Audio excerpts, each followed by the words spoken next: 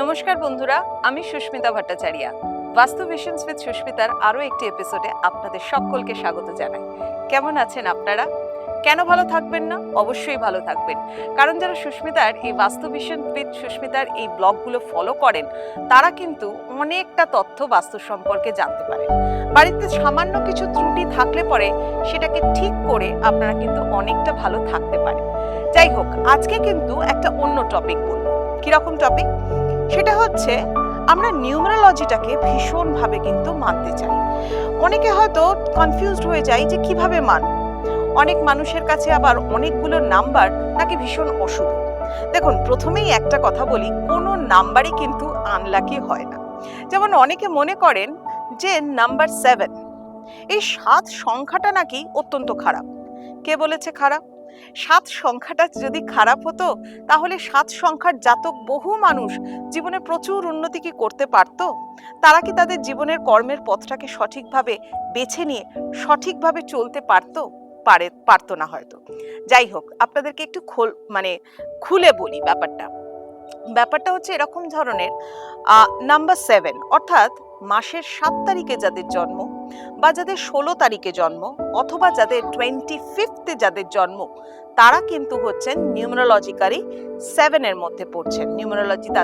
নিউমারোলজিক্যাল number হচ্ছে তাদের 7।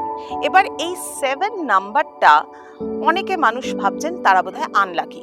একদমই নয়, তারা কিন্তু অবশ্যই আনলাকি নয়। এই নাম্বার 7 এর কিন্তু অনেক গুণ আছে।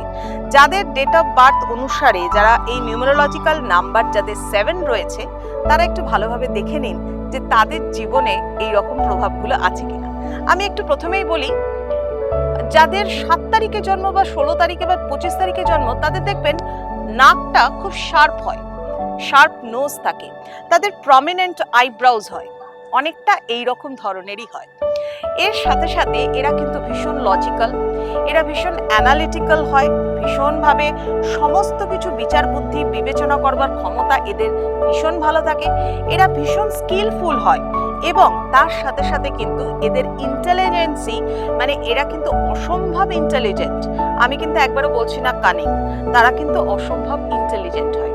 তাদের শার্পনেস কিন্তু অনেকের থেকে ভালো থাকতে পারে, কিন্তু এদের জীবনে অনেকগুলো রিভার্স সাইড আছে, অনেকগুলো কিন্তু অ্যাডভার্স এফেক্টও আছে। সেটা আমি পরে যাচ্ছি। তার আগে বলে নিই, যারা 7 বা 16 বা 25th জন্ম, তাদের ক্ষেত্রে আরো পজিটিভিটি আছে। দেখুন, আপনি যদি জানতে পারেন যে আপনার মধ্যে পজিটিভিটি কোনগুলো আছে, তাহলে কিন্তু আপনি সেটাকে আরো বেশি এনহ্যান্স করতে পারেন। নিজের জীবনটাকে ফ্লারিশ করবার জন্য সেইগুলোকে আরো বেশি পজিটিভ ভাইব্রেশনগুলোকে ইনক্রিজ করতে পারেন নিজের ভেতর থেকে। নিজেকে আরো বেশি এক্সপ্লোর করতে পারেন। আপনি কিভাবে করবেন? যেমন ধরুন হচ্ছে এই যে 7 সংখ্যার যারা জাতক রয়েছেন, তাদের ক্ষেত্রে বলবো, তারা একটু একা থাকতে পছন্দ করেন, নিজের ঢাক নিজেরা পেটাতে পারেন না, নিজের সম্পর্কে বড় কথা বলা এরা কিন্তু পারেন না। আবার অন্যদের থেকে যে ভালোবাসা পায় না তা নয়, এরা কিন্তু ভালোবাসা পায়, পরিবারের থেকে যথেষ্ট ভালোবাসা পায়, কিন্তু এদের মধ্যে একটা ব্যাপার থাকে, এরা ওভার থিঙ্কিং করে, যে কোনো ব্যাপারে পারফেকশন আনতে চায়। অ্যাকচুয়ালি আমি যে এই যে 7 সম্পর্কে এত কথা বলছি না, এর রুলিং প্ল্যানেটটা কি জানেন? এর রুলিং প্ল্যানেটটা হচ্ছে কেতু, যে কারণে বেশিরভাগ মানুষই কিন্তু এই সংখ্যাটাকে আনলাকি ভেবে থাকে। কিন্তু না, কেতু এর রুলিং প্ল্যানেট বলেই যে আপনি আনলাকি হবেন তা কিন্তু অবশ্যই নয়। এই নাম্বারটার দ্বারাও কিন্তু বহু মানুষ জীবনে উন্নতি করেছে। এই নাম্বারের যারা জাতক রয়েছেন, তারা কিন্তু প্রচুর মানুষ জীবনে উন্নতি করেছেন। যাই হোক, তাহলে এই নাম্বারের সাথে কম্প্যাটেবল নাম্বার কোনগুলো? ধরুন আপনার বিবাহের সম্বন্ধ করা হচ্ছে বা এরকম কিছু, তাহলে সেক্ষেত্রে বিয়ের যোগাযোগ যখন করা হচ্ছে, নিউমারোলজি নাম্বারটা যদি আপনি মেলাতে চান, তাহলে 3 সংখ্যার জাতক বা 5 সংখ্যার জাতক জাতিকা যাই হোক না কেন, তাদের সাথে কিন্তু কম্প্যাটেবিলিটি 7 নাম্বারের ভীষণ ভালো থাকবে। এবং তার সাথে সাথে আরো একটা কথা বলবো, এরা বেশি চিন্তা করে বলে এদের মধ্যে স্ট্রেস বেশি আসে। এরা বিভিন্ন পরিস্থিতি বা বিভিন্ন সিচুয়েশনে নিজেদেরকে মানিয়ে নিতে পারে না। এগুলো হচ্ছে অ্যাডভার্স এফেক্ট, এগুলো হচ্ছে নেগেটিভ সাইড এদের।